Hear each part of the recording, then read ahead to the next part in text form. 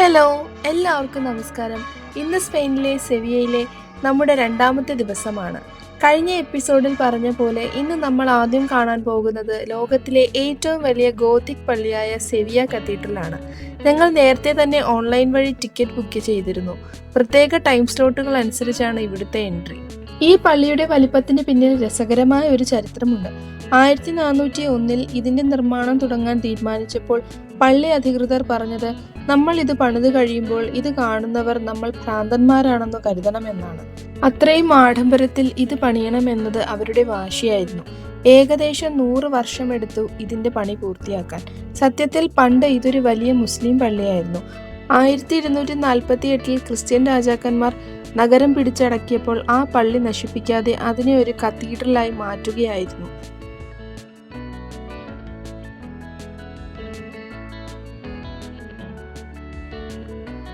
ഇവിടുത്തെ മറ്റൊരു അത്ഭുതം അളക്കാനാവാത്ത സ്വർണശേഖരണമാണ്. പള്ളിക്കുള്ളിലെ പ്രധാന അൾത്താരയിൽ മാത്രം ഏകദേശം 40 ടൺ സ്വർണമുണ്ടെന്നാണ് കണക്കാക്കപ്പെടുന്നത്. പഴയ കാലത്ത് അമേരിക്കയിൽ നിന്ന് വരുന്ന കപ്പലുകൾ ലാഭത്തിന്റെ 10% പള്ളിക്ക് നൽകണമെന്ന നിയമമുണ്ടായിരുന്നു.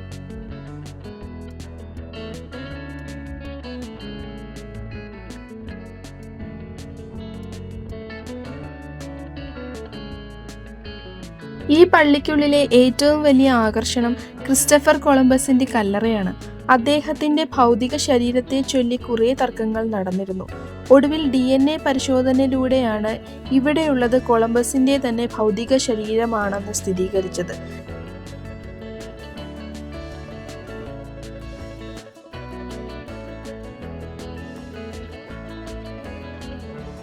അടുത്തതായി നമ്മൾ കയറുന്നത് ഇതിനോട് ചേർന്നുള്ള ജിറാൾഡ ടവറിലാണ്. പണ്ട് മുസ്ലിം പള്ളിയുടെ മിനാരമായിരുന്ന ഇത് പിന്നീട് പള്ളിമണികൾ ഘടിപ്പിച്ച് ബെൽ ടവറാക്കി മാറ്റുകയായിരുന്നു. ഇതിന്റെ പ്രത്യേകത എന്താണെന്ന് വെച്ചാൽ മുകളിൽ കയറാൻ പടികളില്ല, പകരം 34 ചരിഞ്ഞ വഴികളാണ്. പണ്ട് ബാങ്ക് വിളിക്കുന്നയാൾക്ക് വേഗത്തിൽ മുകളിലെത്താൻ കുതിരപ്പുറത്തു കയറിപ്പോകാനാണ് ഇങ്ങനെ നിർമ്മിച്ചത്.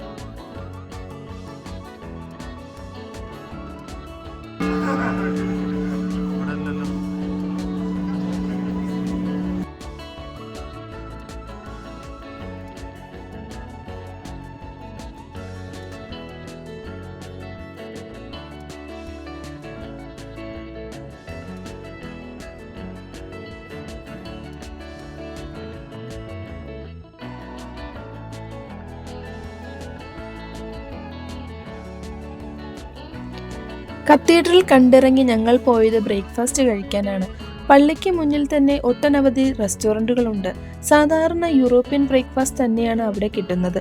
പക്ഷേ ഒരു ചായ കിട്ടാൻ ഞങ്ങൾ കുറച്ചു കഷ്ടപ്പെട്ടു. ഇവിടെ ചായയ്ക്ക് ഇൻഫ്യൂഷൻ എന്നാണ് പൊതുവെ പറയാറുള്ളത്.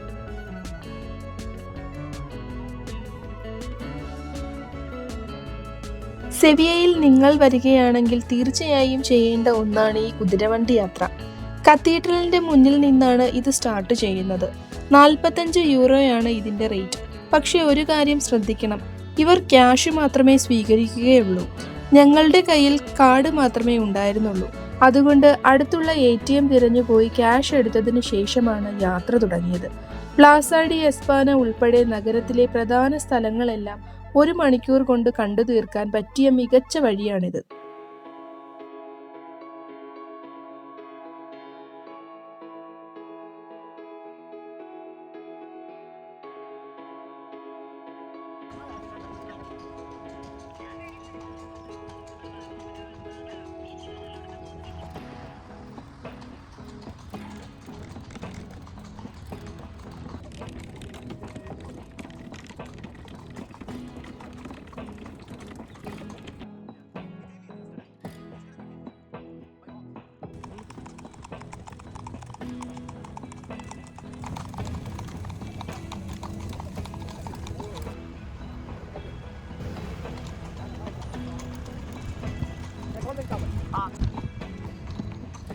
ഈ കാണുന്നതാണ് യൂണിവേഴ്സിറ്റി ഓഫ് സെവൽ. ഇതാദ്യം ഒരു ടൊബാക്കോ ഫാക്ടറി ആയിരുന്നു. പിന്നെ അത് യൂണിവേഴ്സിറ്റി ഓഫ് സെവിലാക്കി മാറ്റി. ഇവിടെ ഈ കുതിരയ്ക്ക് സ്റ്റോപ്പ് ഇല്ലാത്തതുകൊണ്ടും ഞങ്ങൾക്ക് സമയമില്ലാത്തതുകൊണ്ടും ഞങ്ങൾ ഇതിങ്ങനെ കണ്ടിട്ട് പോകും. ഇതൊരു ഇവിടുത്തെ ഒരു main tourist ഡെസ്റ്റിനേഷനാണ്.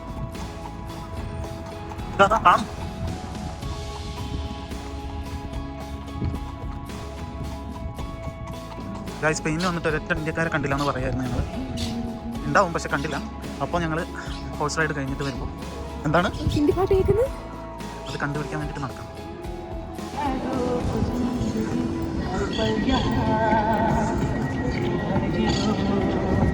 Yes, we can hear the Hindi song.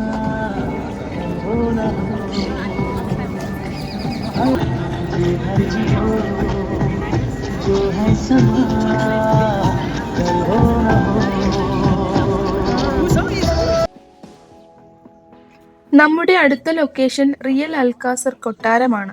യൂറോപ്പിൽ ഇന്നും രാജകുടുംബം ഉപയോഗിക്കുന്ന ഏറ്റവും പഴയ കൊട്ടാരമാണിത്.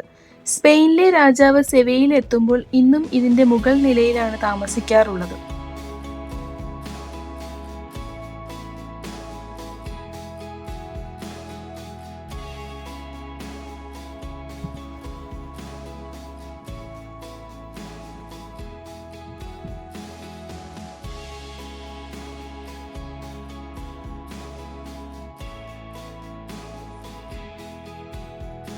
ഗെയിം ഓഫ് ത്രോൺ സീരീസിലെ വാട്ടർ ഗാർഡൻസ് ഓഫ് ഡോൺ എന്ന ലൊക്കേഷൻ ഈ കൊട്ടാരമാണ്. 10ാം നൂറ്റാണ്ടിൽ മുസ്ലിം കോട്ടയായി തുടങ്ങി പിന്നീട് പുതുക്കി പണിഞ്ഞ ഈ കൊട്ടാരം മുദേഹർ വാസ്തുവിദ്യയുടെ അതിമനോഹരമായ ഉദാഹരണമാണ്. അതിലെ അറബിക് കാലിഗ്രാഫിയും ടൈൽ വർക്കുകളും കണ്ടുതന്നെ അറിയണം.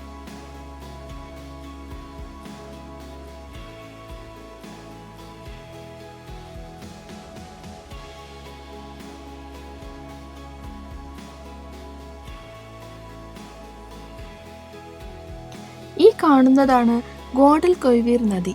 15ഉം 16ഉം നൂറ്റാണ്ടുകളിൽ സ്പെയിനിനെ ലോകത്തിലെ ഏറ്റവും സമ്പന്നമായ നഗരങ്ങളിൽ ഒന്നായി മാറ്റിയത് ഈ നദിയാണ്. അമേരിക്കയിൽ നിന്ന് സ്വർണവുമായി വന്ന കപ്പലുകൾ ഈ വഴിയിലൂടെയാണ് സെവിയയിൽ എത്തിയിരിക്കുന്നത്. നദിക്കരയിലെ ടൊറേ ഡെൽ ഒറോ അഥവാ ഗോൾഡൻ ടവർ 13ാം നൂറ്റാണ്ടിലെ ഒരു കാവൽ ഗോപുരമാണ്. സൂര്യപ്രകാശം തട്ടുമ്പോൾ നദിയിൽ ഇതിന്റെ പ്രതിബിംബം സ്വർണ്ണ നിറത്തിൽ കാണുന്നത് കൊണ്ടാണ് ഇതിന് ആ പേര് വന്നത്. വൈകുന്നേരം ചെലവഴിക്കാൻ പറ്റിയ ഏറ്റവും ശാന്തമായ സ്ഥലമാണിത്.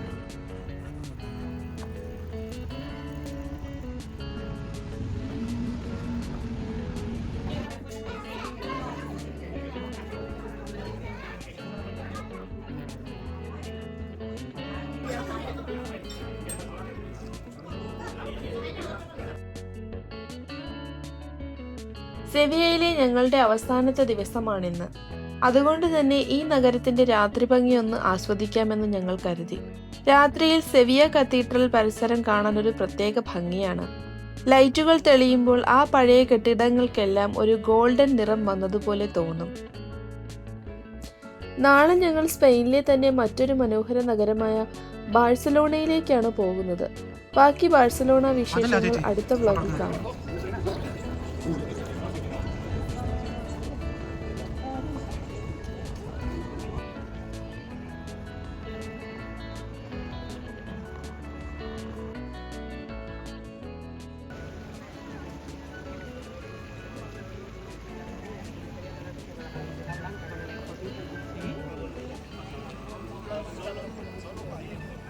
Gracias.